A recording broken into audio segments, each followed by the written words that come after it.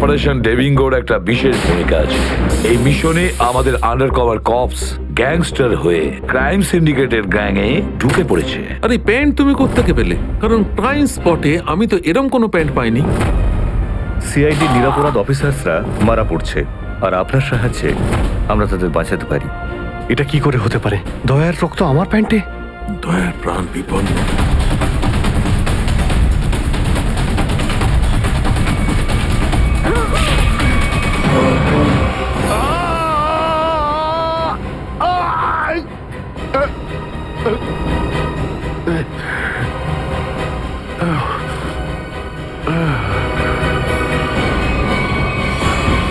Sir, শহরে যত toll plaza রয়েছে সব জায়গায় খোঁজ নিয়েছি। না তো এসিপি স্যারের খোঁজ পেয়েছি, আর না তো দয়া স্যারের। এসিপির খবর তো পাওয়া যায়নি, কিন্তু দয়ার খবর পাওয়া গেছে। জানতে পারা গেছে কোথায় ও? আগে কয়েকটা গুন্ডা ওকে উঠিয়ে নিয়ে কোথাও একটা বন্দি করে রেখেছে। ওর অবস্থা ভীষণই খারাপ। ইনি ডক্টর প্রমোদ। নমস্কার। গুন্ডারা জোর করে তুলে নিয়ে গেছিল। অ্যাকচুয়ালি দয়ার পিঠে গুলি লেগেছিল, যেটা গুন্ডারা এনাকে দিয়ে বার করিয়েছে। কি? দয়া স্যারের গুলি লেগেছে? হ্যাঁ। এখন দয়া কেমন আছে? ও বিপদমুক্ত তো? কিছু বলতে পারবো না। আমি তো গুলিটা তো বের করেছি, কিন্তু ওখানকার পরিবেশ যেরকম কোনো রোগীর জন্য একদমই ভালো না। আপনার তো কিছু নিশ্চয়ই মনে আছে ডাক্তারবাবু। কোথায় গুন্ডাদের এই আটাটা? ওরা আমার চোখ দুটো বেঁধে দিয়েছিল, তাই আমি বলতে পারবো না কোথায় আছে। ওখানে গিয়ে তো কাপড় খুলে দিয়েছিল। ওখানে ওদের নিশ্চয়ই দেখেছেন। ওদের মুখটা মনে আছে আপনার? হ্যাঁ, দেখলে চিনতে পারবো। Very good. পঙ্কজ, স্কেচ আর্টিস্টকে ডাকো এক্ষুনি।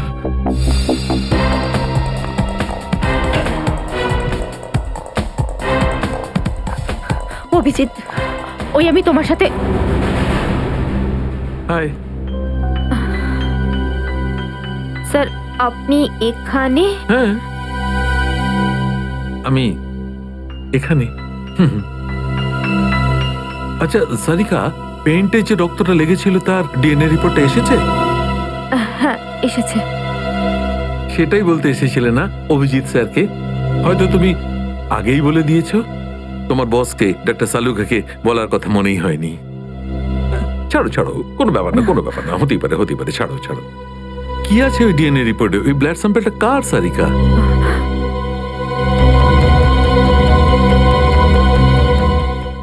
দয়া স্যারের।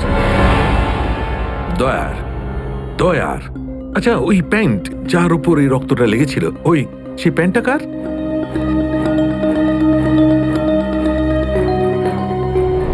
এটা কি করে হতে পারে?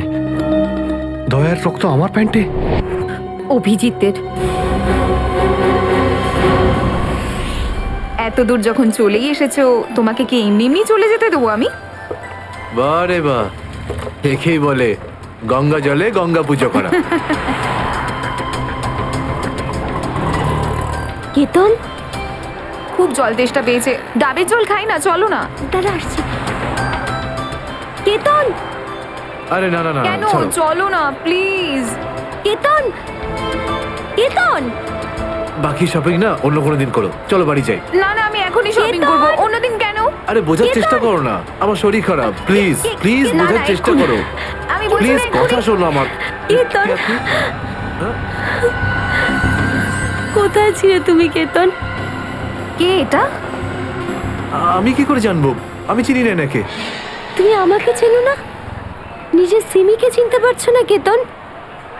দেখুন দিদি, আপনি কিছু একটা ভুল করছেন। উনি কেতন নয়, উনি আমার স্বামী জয়। আমি আমার স্বামীকে চিনতে একটুও ভুল করিনি। এ আমার কেতনই। হয়তো আপনার স্বামীকেও ঠিক আমার মতনই দেখতে। আমার নাম তো জয়, জয় ধনকিশোর। এই দেখুন আমার ড্রাইভিং লাইসেন্স। তোমরা পুলিশরা এই ডুপ্লিকেট ড্রাইভিং লাইসেন্স ইজিলি বানাতে পারো, আমি সব জানি। কিন্তু তুমি এরকম কেন করছো? পুলিশ? দিদি, উনি পুলিশে চাকরি করেন না। উনি তো একজন মার্কেটিং ম্যানেজার। ইনি মার্কেটিং ম্যানেজার নন, আমার স্বামী একজন পুলিশ অফিসার। 6 বছর আগে একটা ডিউটির জন্য গেছিল, আর আজ অবধি ফেরত আসেনি। 6 বছর আগে? হ্যাঁ। আপনাদের বিয়ে কবে হয়েছে? 5 বছর আগে। তুমি আমার উপর সন্দেহ করছো, তাও আবার একজন অপরিচিত মহিলার কথায়। চলো। কেতন, কেতন দাঁড়াও। কেতন!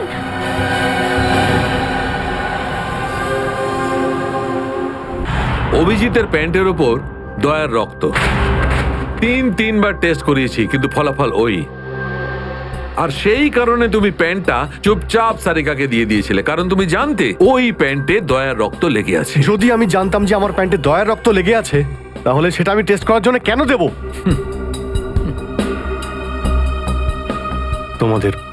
তোমাদের এটা মনে হচ্ছে না তো যে দয়ার এই অবস্থার জন্য আমিই দায়ী? আচ্ছা ঠিক আছে, মেনে নিলাম। যদি তোমার কোনো দায় না থাকে তাহলে চুপচাপ তুমি সারিকাকে প্যান্টটা কেন দিলে? ওই প্যান্টটা তুমি ডাইরেক্ট আমাকেও দিতে পারতে। দিতে পারতাম স্যার, কিন্তু সব সময় আপনি আমার বিরুদ্ধে কথা বলেন। আমাকে ছোট করার কোনো সুযোগই আপনি ছাড়েন না। এই জন্য ওই প্যান্টটা আমি আপনাকে দিইনি। আর সেই কারণে সিনিয়র ইন্সপেক্টর অভিজিৎ, তুমি এটাও বলনি যে যখন দয়া আহত হয়েছিল তুমি নিজে সেখানে উপস্থিত ছিলে।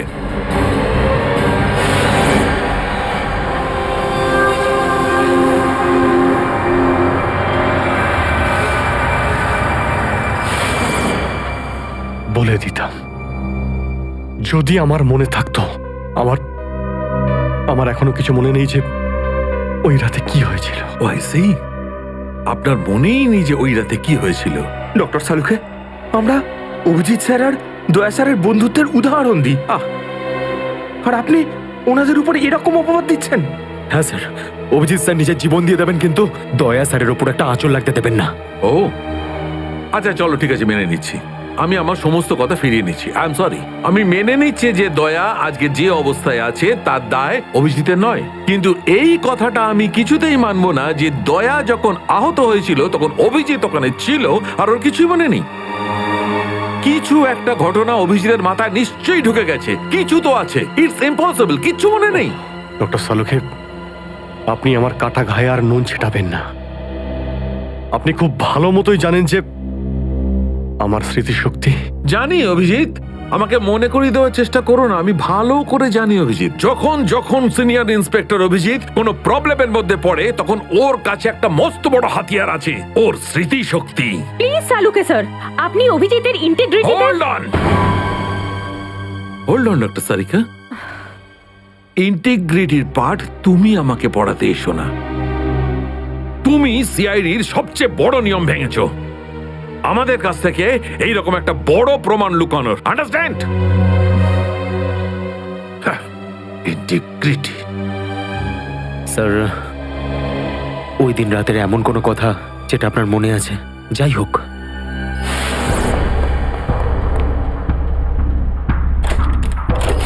আমি তেজার পিছনে দৌড়াচ্ছিলাম। ও দৌড়ে গিয়ে গাড়িতে ওঠে, আর তারপর কেউ ওকে গুলি করে আর গাড়ির বাইরে ফেলে দেয়।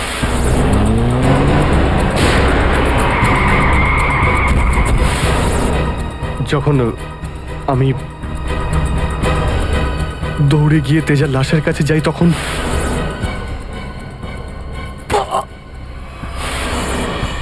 কেউ আমার ঘাড়ের কাছে কিছু একটা সূচের মতো।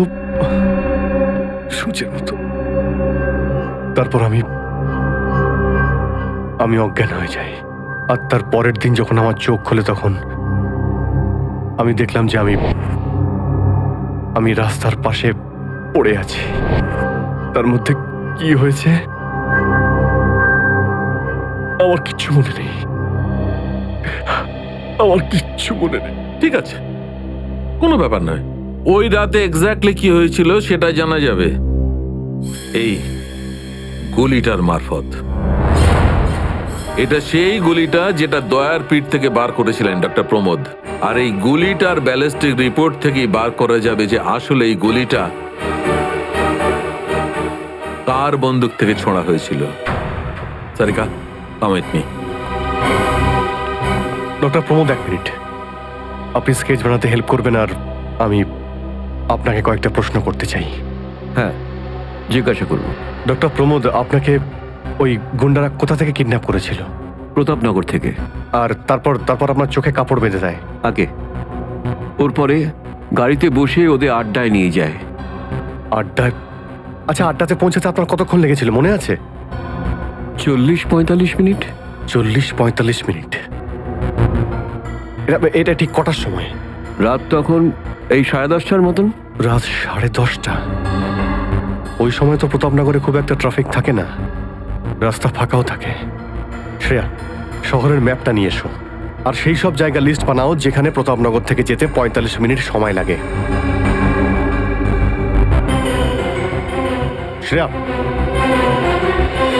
কি হলো? শহরের ম্যাপটা নিয়ে এসো তাড়াতাড়ি।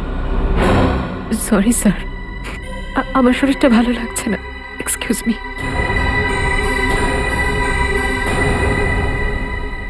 I can't believe this Maya, তুমি নিজের স্বামীর কথা বিশ্বাস করছো না, একজন অপরিচিত মহিলার কথা বিশ্বাস করছো তুমি। একটা মেয়ে অন্য একটা মেয়ের চোখের দিকে তাকালেই বুঝতে পারে যে সে সত্যি বলছে না মিথ্যে, আর ওর চোখে সত্যিটা ছিল, ওর চোখে জল মিথ্যে বলছিল না। মায়া, মায়া তুমি ওর কথায় বিশ্বাস করছো চোখের জল দেখে, আর তুমি আমাকে সন্দেহ করছো। সত্যিটা বলো, বলো সত্যি করে যে কতগুলো বউ আছে তোমার, বলো আমাকে জয়। আরে আমি তো একটা সামলাতে পারছি না, আবার অন্য কোথায় আনবো? সে তো তোমার কপাল ভালো যে মার্কেটে আজ তোমার সত্যিটা জানতে পারলাম, না হলে সারা মায়া- জীবন আমি এটাই ভেবে যেতাম যে তুমি আমাকে ভালোবাসো। হ্যাঁ মায়া, এটা সত্যি যে আমি শুধুমাত্র তোমাকেই ভালোবাসি মায়া। তাহলে বলছো না কেন নিজের ব্যাপারে সত্যিটা, নিজের অতীতের ব্যাপারে কেন বলো না আমাকে কিছু? মায়া তুমি তো সব জানো আমার সম্পর্কে, যে আমার কেউ নেই কোনোদিন, আর তুমি ছাড়া আমার কে আছে বলো? আর তোমার কাজ, তুমি পুলিশে আছো নাকি মার্কেটিং ম্যানেজার? মার্কেটিং মায়া। সব মিথ্যে। আমি তোমার অফিসে যেতে চাই, আমি কিছু জানি না, আমি তোমার অফিসে যেতে চাই। ঠিক আছে, অফিস যেতে চাও? আমি সামনের সপ্তাহে তোমাকে আমার অফিসে নিয়ে যাবো, খুশি? কেন পরের সপ্তাহে কেন? হ্যাঁ কালকে কেন নয়? হ্যাঁ বরং আমি তো বলবো যে কাল নয়, আজই যেতে চাই আমি তোমার মায়া অফিসে। মায়া মায়া, সন্দেহের একটা লিমিট থাকে মায়া।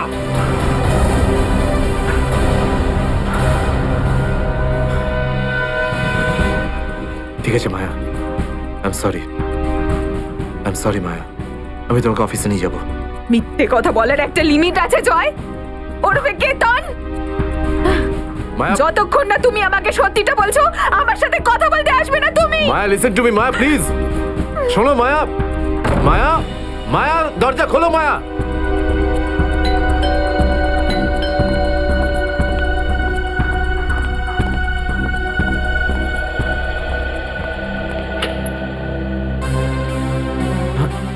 আপনি?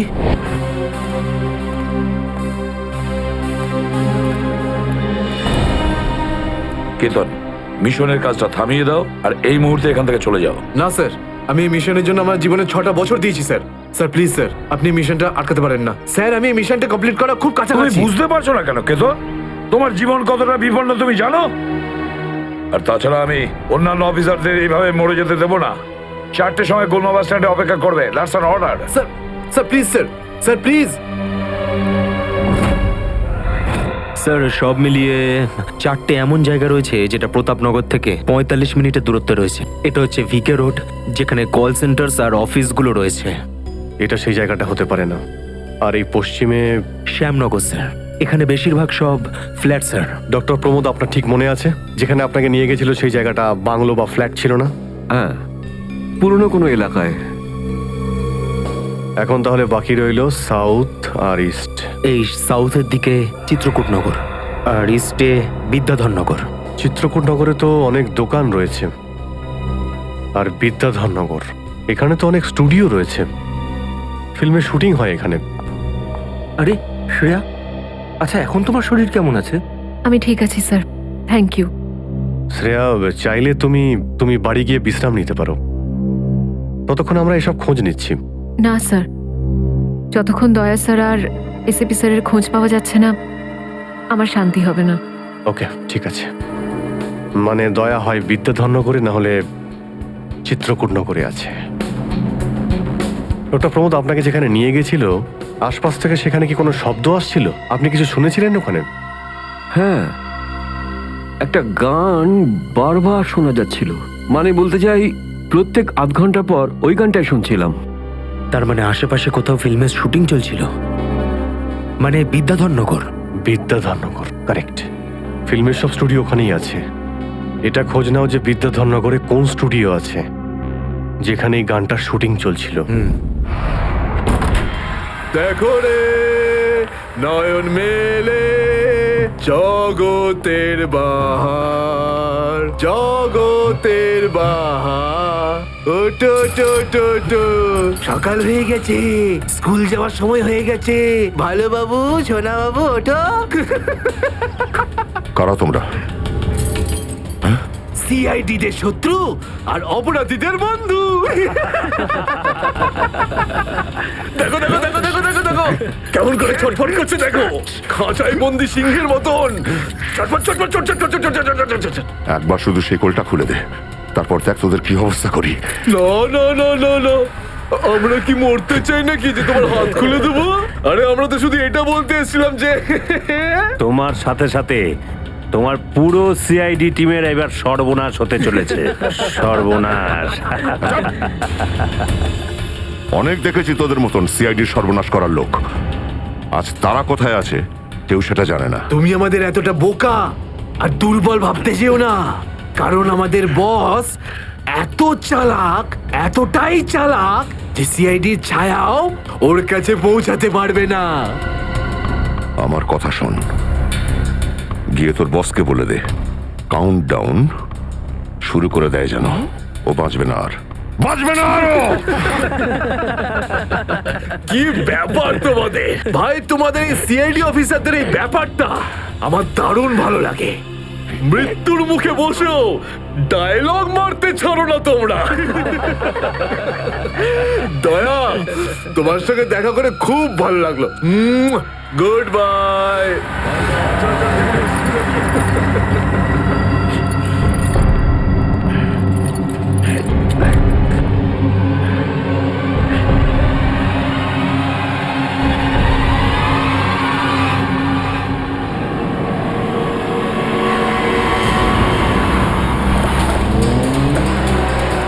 সেদিন দেখা হয়েছিল গানটার শুটিং এই স্টুডিওতেই চলছিল, তাই তো? হ্যাঁ স্যার, এটাই সেটা, বিরাট স্টুডিও। দয়াকে এখানেই হয়তো কোথাও রেখেছে।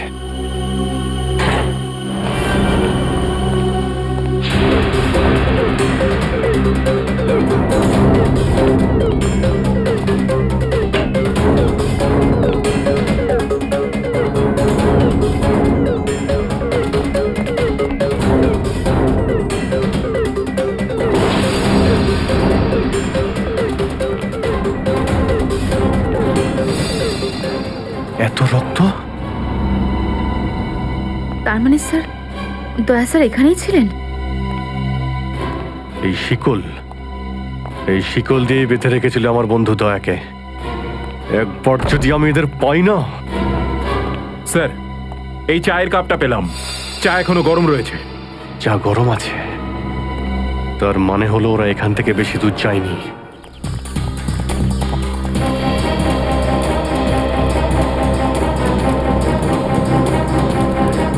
স্যার, মনে হচ্ছে এখানে কিছু হয়েছে।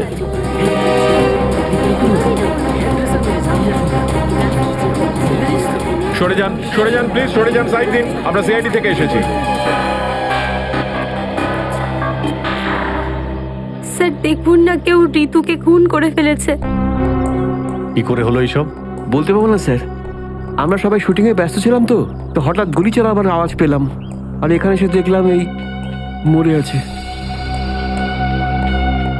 কতক্ষণ আগে চলেছিল গুলি? স্যার এই ধরুন আধ ঘন্টা আগে।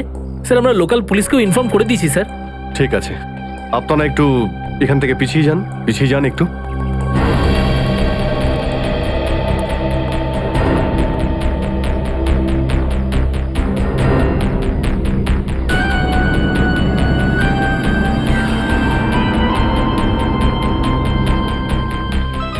গুলি বেরিয়ে গেছে মাথা থেকে। গুলি লাগা 2 সেকেন্ডের মধ্যেই বেচারি মারা গেছে। গুলি লাগার পরেই এফোড় ওপড় হয়ে গেছে। একটু চেক করো আশেপাশে, দেখো গুলি এই ডিরেকশনে কোথাও পাও কিনা।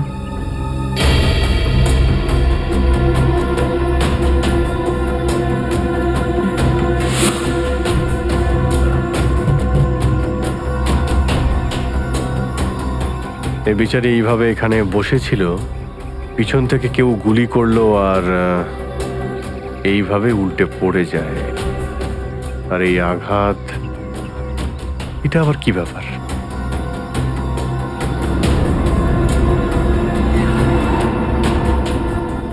উইক পড়েছিল মেয়েটা?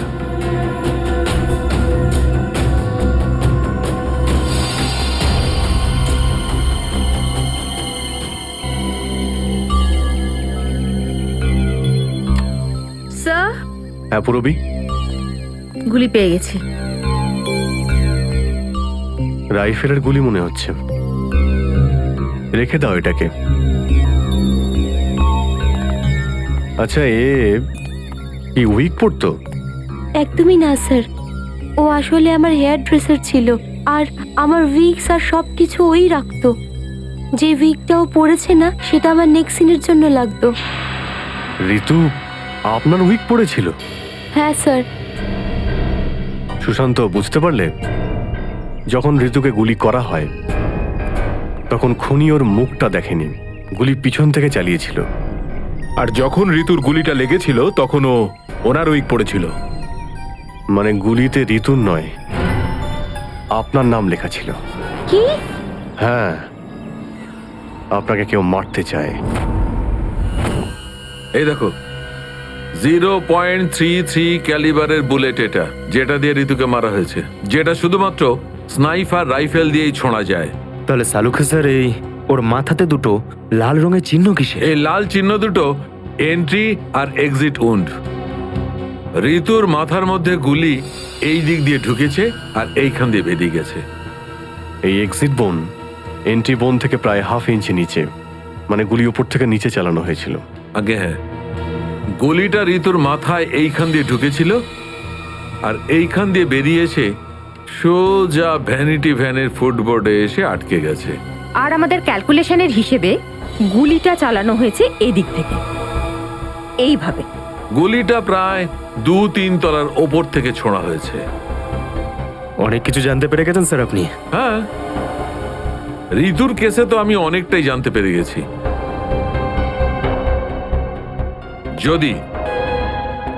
যদি আমি এইটা জানতে পারতাম যে দয়া আর আমার অন্যান্য অফিসারদের মধ্যে কি হয়েছিল, কিন্তু আফসোস, যে লোকটি এই কথাটা বলতে পারতো সে বলতেই চাইছে না। আপনি কি বলতে চাইছেন যে আমি কি বলছি না? মনে থাকলে তো বলবো। আপনি সবসময় আমার বিরুদ্ধে বাজে অভিযোগ করেন। না অভিজিৎ, সালুকে কারোর ওপর কখনো বাজে অভিযোগ করে না। ডক্টর সালুকে প্লিজ, আপনি কি please? Please sir, Saluke sir please, আমরা কি এখন শুধুমাত্র ঋতুর কেসটা নিয়ে কথা বলতে পারি? ঋতুর কেসে আমি যতটা জানতে পেরেছি আমি সবটাই বলে দিয়েছি। ব্যাস, এখন আমার অপেক্ষা শুধুমাত্র একটা প্রমাণের জন্য, যা দিয়ে আমি জানতে পারবো দয়ার সঙ্গে কি ঘটেছিল। That's it. দেখলে, এই জন্য আমি তোমাকে বলেছিলাম যে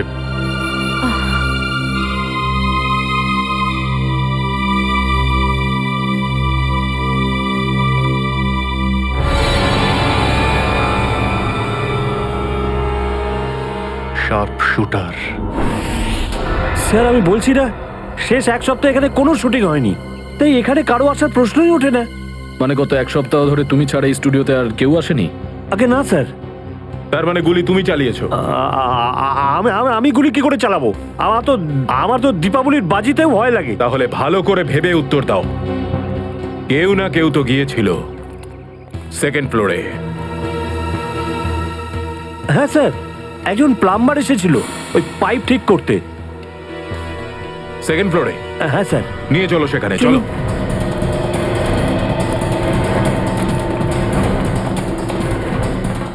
কোন দিকে? এই দিকে।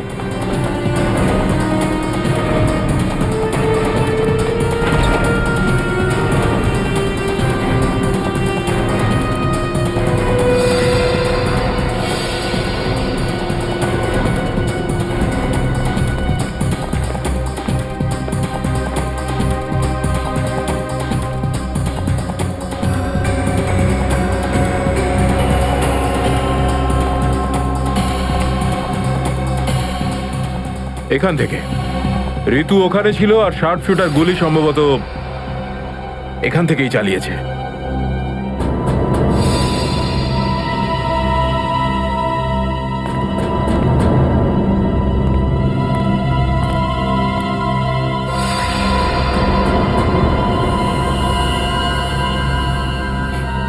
স্যার স্যার লাবণ্যকে গুলি করা হয়েছিল, এই হলো ওই গুলিটার শেল। তুমি স্যার স্যার এতে আমার কোনো দোষ নেই স্যার। স্যার প্লিজ আমার বিরুদ্ধে কোনো কমপ্লেন করবেন না, আমার চাকরি চলে যাবে, প্লিজ প্লিজ। ভয় পেও না। আচ্ছা আমাকে এটা বলো, ওই প্লাম্বারের মুখটা দেখেছিলে তুমি? স্কেচ বানাতে পারবে? স্যার আসলে কি বলুন তো, আমি না চশমা ছাড়া কিছু দেখতে পাই না। আর ও যখন এসেছিল তখন আমার চশমা কোথাও হারিয়ে গিয়েছিল, আর আমি চশমাটাই খুঁজছিলাম। এই লাবণ্যর কোনো না কোনো শত্রু তো নিশ্চয়ই আছে, নইলে কেউ ওকে মারার চেষ্টা কেন করবে? এই লাবণ্য টিকুজি বের করেছি স্যার, ওর কারোর সাথে কোনো শত্রুতা ছিল না। হ্যাঁ স্যার, ফ্লপ হচ্ছিল ওর সব ফিল্ম। তাহলে এরকমও হতে পারে না যে অন্য কোনো অভিনেত্রী হিংসা বা ঈর্ষার কারণে ওকে মারার চেষ্টা করে থাকবে। লাবণ্য খুব বড় লোক নয় যে টাকা পয়সার জন্য ওর উপরে কেউ হামলা করবে। স্যার হতে পারে সত্যি এই গুলিটা ঋতুর উপরে চালানো হয়েছে, লাবণ্যের উপর নয়। আচ্ছা, তোমরা কি ঋতুর ব্যাপারে ইনফরমেশন বের করেছো? হ্যাঁ স্যার, ঋতুরও কারোর সাথে কোনো শত্রুতা ছিল না। এমন কোনো না কোনো ব্যাপার আছে যা আমরা ঠিকমতো দেখতে পাচ্ছি না। এই লাবণ্যের যে আর্টিকেলগুলো আমরা পেয়েছি, এর মধ্যে কোনো না কোনো ব্যাপার নিশ্চয়ই আমরা পাবো যার সঙ্গে কেসের কোনো না কোনো সম্পর্ক আছে। স্যার স্যার এটা 3 দিন পুরনো পেপার। এতে নিউজ আছে যে লাবণ্য জিনিসপত্র চুরি হয়েছিল ব্লু ইভ রিসর্ট থেকে। লাবণ্যের জিনিসপত্র চুরি হয়েছিল ব্লু ইভ রিসর্ট থেকে?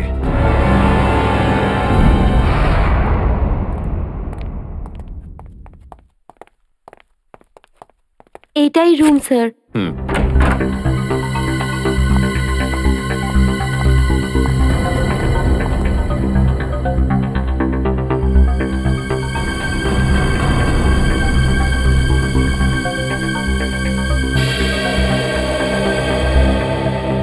এই ঘর থেকেই আপনার জিনিসপত্র চুরি হয়েছিল?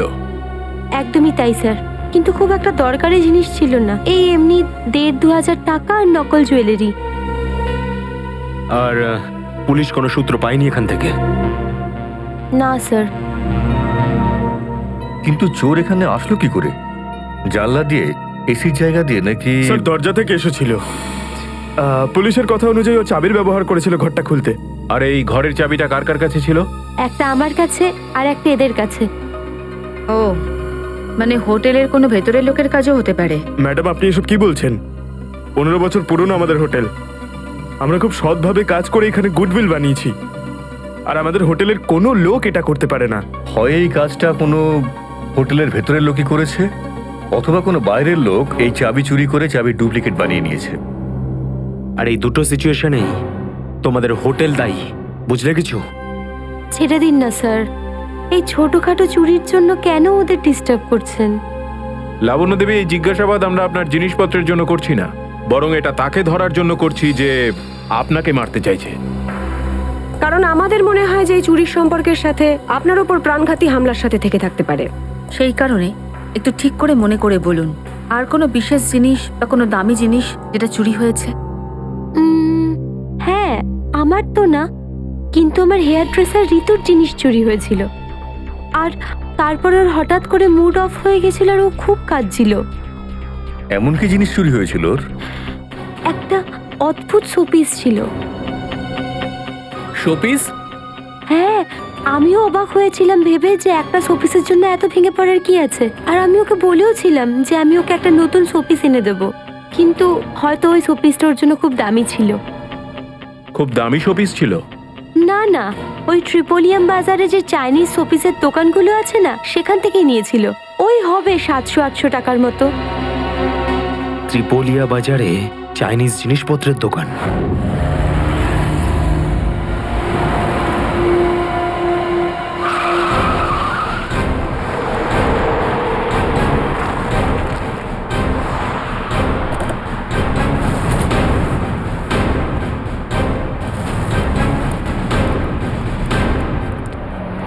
সিআইডি। সিআইডি? একটা খুনের ব্যাপারে আপনার থেকে কিছু জানতে চাই। খুন? কার খুন হলো আবার? এর নাম ঋতু, ফিল্ম ইন্ডাস্ট্রিতে হেয়ার ড্রেসারের কাজ করে। কিছু মনে পড়লো? আমি তো একে কোনোদিন দেখিনি। গত শনিবারে আপনার দোকানে এসেছিল। ও একটা মূর্তি কিনেছিল। এই অনেকটা এরকম ছিল। শনিবার তো আমি ছুটিতে ছিলাম। হ্যাঁ, সুশান্ত দোকানটা দেখছিল। কি সুশান্ত, তুমি দেখেছো মেয়েটাকে? হতে পারে এখানে এসেছিলেন। শনিবারের দিনটা খুব বিজি দিন থাকে, অনেক লোক আসে। কিছু মনে পড়ছে না। আচ্ছা, আমাকে এই মূর্তিটা দেখাও তো। ওই মূর্তিটাও।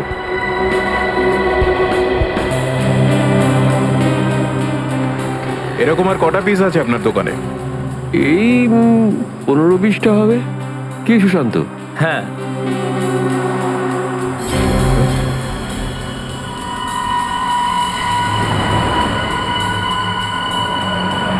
ওখানে ওই দুটো বক্সে ক্রস চিহ্ন দেওয়া কেন? আরে আরে ওটা তো ডিফেক্টিভ পিস, এগুলো ফ্যাক্টরিতে রিটার্ন যাবে, আপনার কোনো কাজে আসবে না। সেটা এক্ষুনি জানতে পারা যাবে। দেখাও ওটাকে, দেখাও।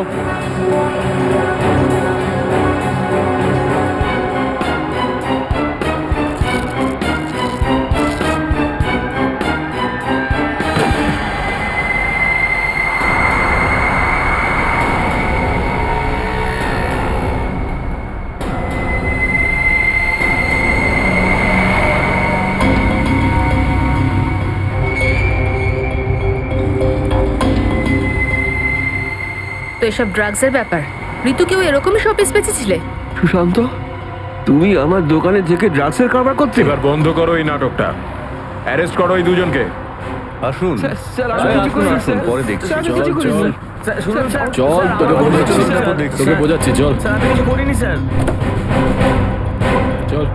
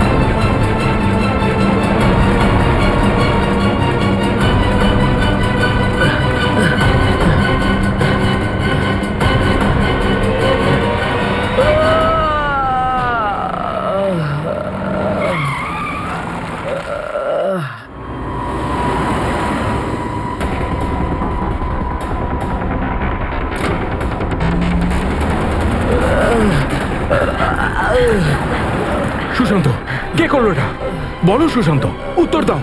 হ্যাঁ বলো, বলো সুশান্ত, কে করলো এটা? সুশান্ত,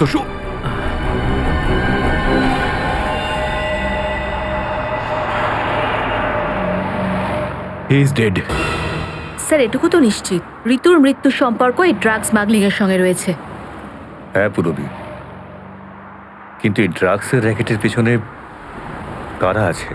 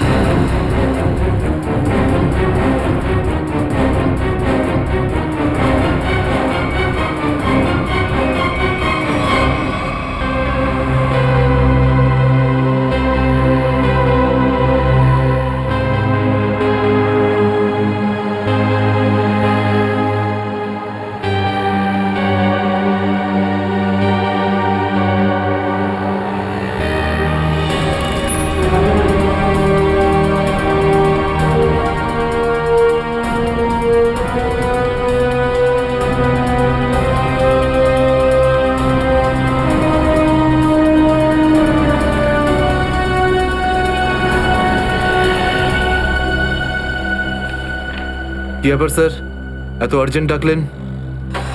জয়, তোমার জীবনে ঝুঁকি আছে। তোমাদের মতন অফিসারদের ব্যাপারে ওরা জেনে গেছে, আর ওরা একের পর এক মেরে ফেলছে। এটা কি করে হতে পারে স্যার? আমাদের ব্যাপারে কে কাকে কি বলবে? সেটাই তো বুঝে উঠতে পারছি না। সেটারই তো খোঁজ নিতে হবে। তুমি একটা কাজ করো, এটার মধ্যে ভোপাল যাওয়ার টিকিট আর 10,000 টাকা রয়েছে। তাড়াতাড়ি এখান থেকে চলে যাও। যাও, তাড়াতাড়ি বেরিয়ে পড়ো। জয়, জয়, কি হয়েছে? জয়, জয়,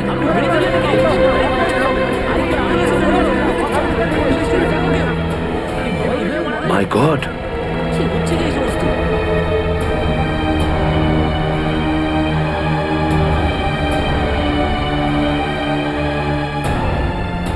আরো একজন আন্ডার কভার কপ মারা গেল, আরো একজন সিআইডি অফিসার মারা গেল, কিন্তু আমি ওকে বাঁচাতে পারলাম না।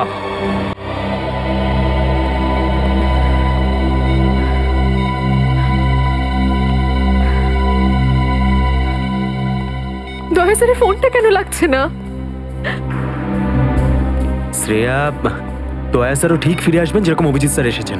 স্যার কিভাবে ফিরে আসবেন? আমরা তো এটাও জানি না যে দয়া স্যার কোথায় আছেন। স্যার, নাইবা দয়া স্যারের খোঁজ পাওয়া যাচ্ছে, নাইবা এসিপি স্যারের। শ্রেয়া ওনারা সিআইডি অফিসার, এরকম অনেক সমস্যার সম্মুখীন হয়েছেন। যেখানেই থাকুক না কেন নিশ্চয়ই ভালো থাকবেন ওনারা। স্যার, আপনি এমনটা কিভাবে বলতে পারেন? আপনি রক্ত দেখেছিলেন তো? কতটা রক্ত পড়েছিল বলুন তো ওখানে? আর ওই গুলিটা, যে গুলিটা দয়া স্যারের শরীর থেকে বেরিয়েছিল। হ্যাঁ শ্রেয়া, আমি সবকিছু দেখেছি, কিন্তু তার মানে এটা তো নয় যে সিআইডি অফিসাররা মারা যান না। স্যার, হ্যাঁ স্যার, আপনি ঠিক আছেন তো? স্যার, কাল থেকে আপনাকে ফোনে পাচ্ছিলাম না। হ্যাঁ, আমি একটা জরুরি কাজে ব্যস্ত ছিলাম। এমন একটা টপ সিক্রেট কাজ ছিল, কাউকে বলতে পারিনি, এমনকি তোমাদেরও নয়। স্যার, কি? স্যার, দয়া স্যারের কোনো খোঁজ পাওয়া যাচ্ছে না। দয়া স্যারের কোনো খোঁজ পাচ্ছ না মানে? স্যার, দয়া স্যার নিখোঁজ। কিন্তু গেল কোথায় ও? জানি না স্যার, ওনার ফোনটাও লাগছে না। আর ওনার গায়ে গুলিও লেগেছে। দয়ার গায়ে গুলি লেগেছে? এক মিনিট, এই ব্যাপারটা তোমরা জানলে কি করে? স্যার, সালুকে স্যার বলছিলেন যে দয়া স্যারের বডি থেকে একটা ডক্টর গুলি বের করেছেন আর চুপ করে নিয়ে এসে ওনাকে দিয়েছেন। দয়ার বডি থেকে গুলি বের করে সেটা শালুকে পাঠানো হয়েছে? অভিজিৎ, অভিজিৎ কোথায়? স্যার, অভিজিৎ স্যারও নিখোঁজ ছিলেন, 3 ঘন্টা আগেই ফিরে এসেছেন। আর তার থেকে বড় কথা স্যার, অভিজিৎ স্যারের প্যান্টে দয়া স্যারের রক্ত লেগেছিল। অভিজিৎ নিখোঁজ? 3 ঘন্টা আগে ও ফিরে এসেছিল, আর ওর প্যান্টের ওপর দয়ার রক্ত লেগে আছে? আর ওনার কিছুই মনে নেই স্যার। আর ওর কিছু মনে নেই? সেই একই ব্যাপার, সেই একই ব্যাপার। অভিজিৎ যখনই কোনো মুশকিলে পড়ে ওর স্মৃতিশক্তি লোপ পেয়ে যায়। এসব কি হচ্ছে সিআইডির মধ্যে? আমাদের তিনজন আন্ডার কভার অফিসার মারা গেছে।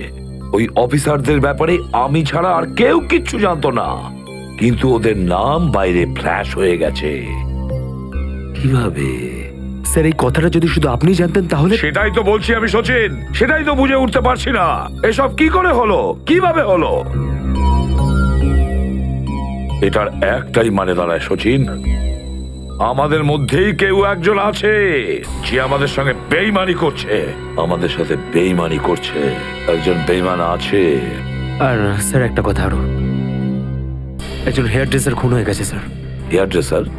হ্যাঁ স্যার, শুটিং চলাকালীন ওকে খুন করা হয়েছে। স্যার, মনে হচ্ছে এই খুনটা ড্রাগসের কারণে হয়েছে। আর স্যার, তদন্ত করতে করতে একটা লোক পর্যন্ত পৌঁছেছি, কিন্তু শেষে ও মারা যায়। আর স্যার, ওর পকেট থেকে আমরা এই কাগজটা পেয়েছি। স্যার, এটার উপরে কিছু নাম্বার লেখা রয়েছে। 1856372459, 1835672345। আমার মনে হয় সচিন, এটা কোনো টেলিফোন বা মোবাইলের নাম্বার নয়। এই নাম্বারটা অন্য কিছু, এই নাম্বারটা অন্য কিছুরই হবে। কিন্তু কি, কিসের নাম্বার হতে পারে এটা? হ্যাঁ সালুকে। আরে এরা তো সব তোমার সঙ্গেই আছে, তোমার অফিসাররা তো তোমাকে খুঁজে খুঁজে হয়রান হয়ে গেল। আমি কোথায় গিয়েছিলাম ওরা জানে। এবার তুমি বলো, এমন কোন কথা আছে যেটা ফোনে বলতে পারোনি? প্রদ্যুমন, এই কথাটা আমরা দুজন আলাদা বলতে পারি না। কেন? এমন কি কথা আছে যে এদের সামনে তুমি বলতে পারছো না?